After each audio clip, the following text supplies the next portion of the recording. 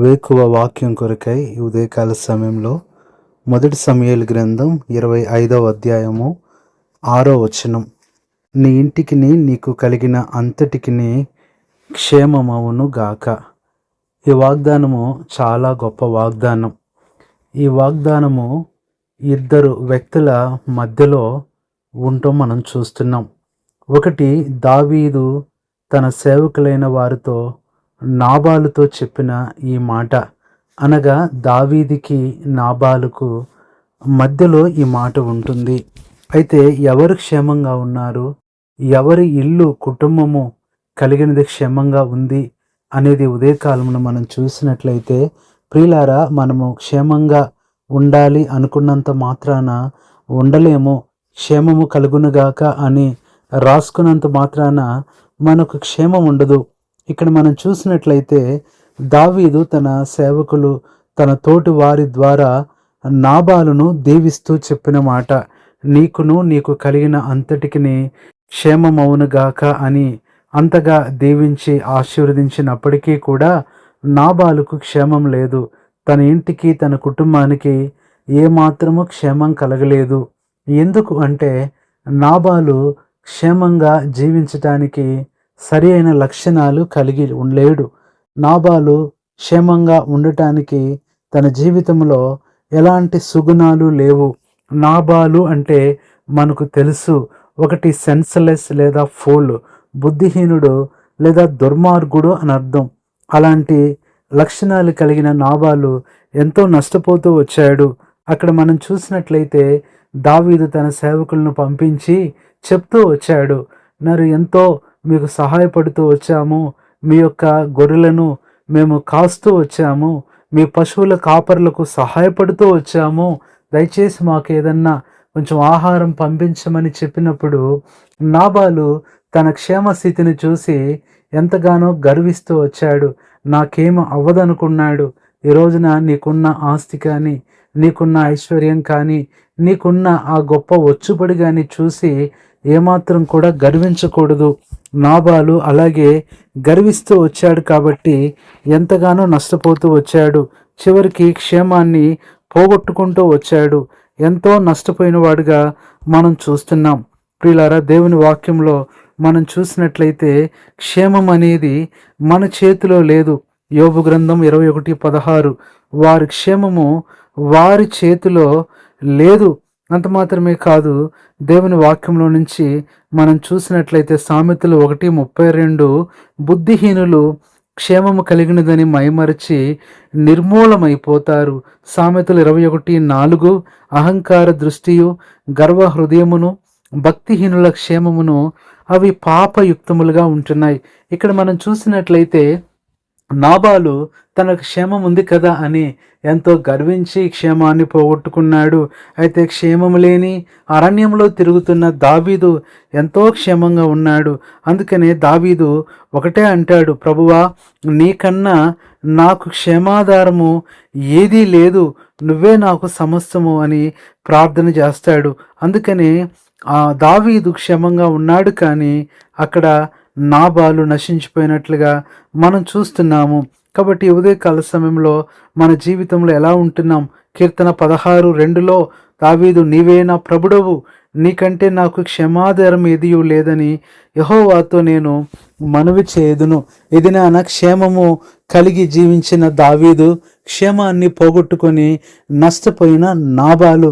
అందుకనే దావీదు జీవితంలో నుంచి మనం కొన్ని విషయాలు మనం చూడవచ్చు. అంత మాత్రమే కాదు, నాబాలు కూడా క్షేమాన్ని పోగొట్టుకోవటానికి కారణం అతని యొక్క అతిశయం, గర్వం, మూర్ఖత్వం, అహంకారం అనేది క్షేమాన్ని ఏమాత్రం కూడా తనకి ఇవ్వలేకపోయాయి. చివరికి ఎంతో నశించిపోతూ వచ్చాడు. కానీ దావీదైతే అంత క్షేమంగా ఉండటానికి కారణం, ఆ కరువుల్లో, కష్టాల్లో, భయంకరమైన యుద్ధాల్లో కూడా దావీదు అంత క్షేమంగా ఉండటానికి ఒకటే కారణం, ద సేఫ్టీ ఆఫ్ డేవిడ్. మనం చూసినట్లయితే ద సీక్రెట్ ఆఫ్ సేఫ్టీ అని చూస్తే తన యొక్క క్షేమ రహస్యము దావీదు జీవితంలో నుంచి మనం చూడవచ్చు. దావీదు ఏమి అనుసరించి వచ్చాడంటే స్పిరిచువల్ సేఫ్టీ టూల్స్. అంత మాత్రమే కాదు, వీటిని మనము తెలుగులో చెప్పాలంటే ఆత్మ సంబంధమైన క్షేమ సాధనాలు, వీటిని ఉపయోగిస్తూ వచ్చాడు. అందుకనే సేఫ్టీ అనే మాటలో ఉన్న SAFETY ఈ 6 ఏం చూపిస్తుందంటే మానవుని సంఖ్య, మానవునికి క్షేమాన్ని ఇచ్చేవి ఏది అని చూస్తే దావీదు జీవితంలో మొట్టమొదటగా S అనేది ఏం చూపిస్తుందంటే సబ్మిషన్. ఎప్పుడు కూడా దావీదు దేవునికి తను తాను అప్పగించుకునేవాడు, లోబడేవాడు, దేవుడు చెప్పిందే చేసేవాడు, దేవుడు వెళ్ళమంటే వెళ్ళేవాడు, ఆగిపోమంటే ఆగిపోయేవాడు. కాబట్టి దావీదు క్షేమంగా ఉన్నాడు. ఇది నా దేవునికి నువ్వు లోబడినట్లయితే నువ్వు క్షేమంగా ఉంటావు. నాబాలులాగా యెహోవా ఎవడు, దావీదు ఎవడు అని నువ్వు మాట్లాడినట్లయితే, ఫరో యెహోవా ఎవడు అని క్షేమము లేకుండా ఎర్ర సముద్రంలో మునిగిపోయాడు. దావీదెవడు, యెష్షయి కుమారుడు ఎవడు అని నాబాలు కూడా ఎంతో నష్టపోతూ వచ్చాడు. కాబట్టి అలాంటి గర్వం ఉండకూడదు. దావీదులో ఉన్న ఆ S అనే లక్షణం మనం చూస్తే సబ్మిషన్ అనేది చూస్తున్నాం. A అనేది చూసినట్లయితే ఎఫెక్షన్, అంటే ప్రేమగా ఉన్నాడు. దావీదు దేవుణ్ణి ప్రేమించాడు, నాబాలు తన డబ్బులను ప్రేమించాడు, ఆస్తిని ప్రేమించాడు. ఇది నీ ఆస్తిని, నీ ఐశ్వర్యాన్ని ప్రేమిస్తే నీకు క్షేమం ఉండదని దేవుని వాక్యం సెలవిస్తుంది. F అనేది ఫెయిత్ఫుల్. దావీదు ఎంతో విశ్వాసంగా ఉన్నాడు.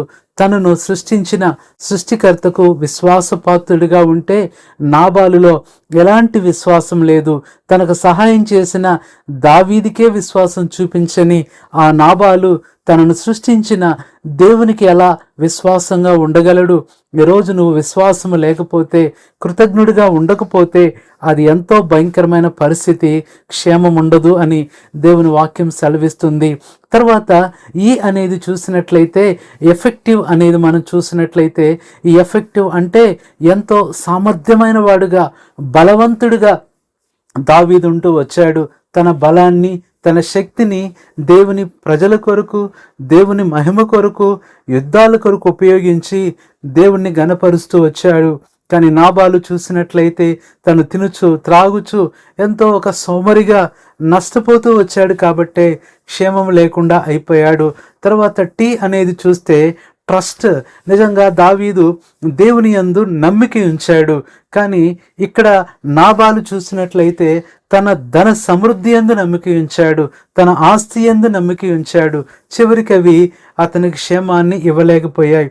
చివరికి Y అనే మాట మనం చూసినట్లయితే ఈల్డింగ్ అనగా పూర్తిగా అప్పగించుకొని సమర్పించుకొనుట. దావీదు దేవునికి తన్ను తాను అప్పగించుకున్నాడు. కానీ నాబాలు దేవుడన్నా, దేవుని యొక్క సన్నిధన్నా ఏమాత్రం కూడా ఇష్టం లేనివాడుగా తనకు తానే దేవుడిలాగా జీవిస్తూ నష్టపోతూ వచ్చాడు. ఇది నా ప్రియులారా, ఈ SST స్పిరిచువల్ సేఫ్టీ టూల్స్ అనేవి నీ జీవితంలో చాలా ప్రాముఖ్యమైనవి. ఆత్మ సంబంధమైన క్షేమ సాధనాలు. ఇవి మనం కలిగి జీవించినప్పుడు ప్రభు మనకు తోడుగా ఉంటాడు. కాబట్టి ఉదయకాలం దేవుని వాక్యం మనల్ని హెచ్చరిస్తున్న ఒక మాట ఏంటంటే, నాబాలులాగా నువ్వు గర్వంతో ఉండి క్షేమాన్ని పోగొట్టుకుంటావా? దావీదు వలె తగ్గించుకొని క్షేమాన్ని కలిగి ఉంటావా? దేవుడు నీకే వదిలేస్తున్నాడు. చివరి దినాల్లో, భయంకరమైన దినాల్లో ఉంటున్నాం. ఎక్కడ చూసినా భయంకరమైన పరిస్థితులు. ఎలాంటి పరిస్థితులు మనం చూస్తున్నామంటే ఎక్కడా క్షేమం లేదు. ఎక్కడ చూసినా కూడా పతనాలే, ఎక్కడ చూసినా కూడా భయంకరమైన పరిస్థితులే మనం చూస్తున్నాం.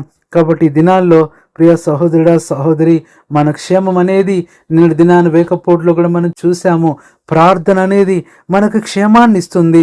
యోబు 42:10లో యోబు తన స్నేహితుల నిమిత్తం ప్రార్థన చేసినప్పుడు యెహోవా తన క్షేమ స్థితిని మరలా అతనికి దయచేస్తూ వచ్చాడు. యోబు 32:11లో ఆయనను సేవించిన ఎడల తమ దినములు క్షేమముగా వారు వెళ్ళబుచ్చుతారంటున్నాడు. కాబట్టి ప్రార్థన చేయాలి, ప్రభువును సేవించాలి, ఆయన్ని స్తుతించాలి, ఆయన వాక్యాన్ని మనం ధ్యానించాలి. అప్పుడే మన జీవితంలో క్షేమకరమైన దీవెన మనం పొందుతాం, క్షేమం కలిగి మనం జీవిస్తాం. కాబట్టి ఇక్కడ ఈ మాట నాబాలుకు చెప్పబడినప్పటికీ కూడా నాబాలు పోగొట్టుకున్నాడు.